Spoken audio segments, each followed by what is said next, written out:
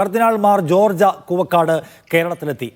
3 ആഴ്ചയോളം കേരളത്തിൽ തുടരും. ക്രിസ്തുമസുമായി ബന്ധപ്പെട്ട ആഘോഷങ്ങളിൽ പങ്കെടുക്കും. 2025 ശേഷം പോപ്പ് ഇന്ത്യയിലെത്താൻ സാധ്യതയുണ്ടെന്നും പോപ്പ് വരുന്നതിനായി പ്രതീക്ഷയോടെ കാത്തിരിക്കുന്നുവെന്നും കർദിനാൾ പറഞ്ഞു.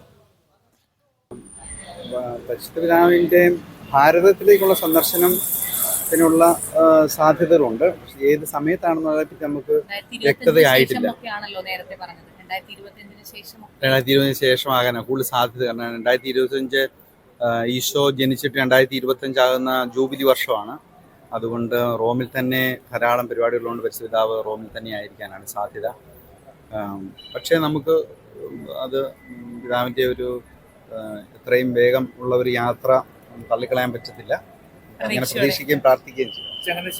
ലിഡിയ ജേക്കബ് കൂടുതൽ വിവരങ്ങളുമായി. ലിഡിയ, കർദിനാളിന്റെ കേരളത്തിലെ യാത്രാ പരിപാടികൾ, അദ്ദേഹത്തിന്റെ ഷെഡ്യൂൾ എങ്ങനെയാണ്?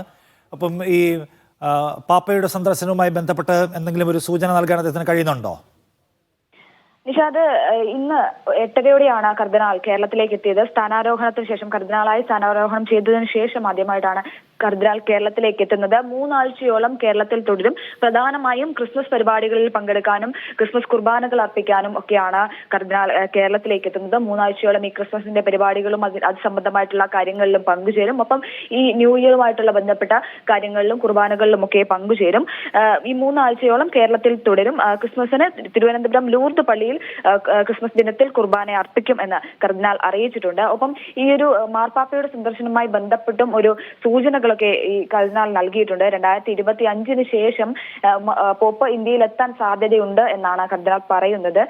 ആ ഒരു സാധ്യത കൂടി പറയുന്നുണ്ട്. പക്ഷെ എന്നാണ്, എപ്പോഴായിരിക്കും എന്നതിനെ പറ്റി കൃത്യമായിട്ടുള്ള വിവരങ്ങളൊന്നും നൽകുക സാധ്യമല്ല.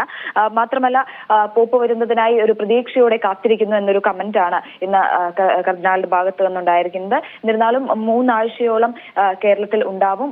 ഈ തരത്തിൽ കർദിനാളായി സ്ഥാനാരോഹണം ചെയ്തതിൽ വളരെയധികം സന്തോഷമുണ്ടെന്നും ഒരു ഭാരതീയൻ എന്ന നിലയിൽ അല്ലെങ്കിൽ ഒരു കേരളീയൻ എന്ന നിലയിൽ വലിയ അഭിമാനമുണ്ടെന്നും ഇന്ന് കർദിനാൾ അറിയിച്ചു.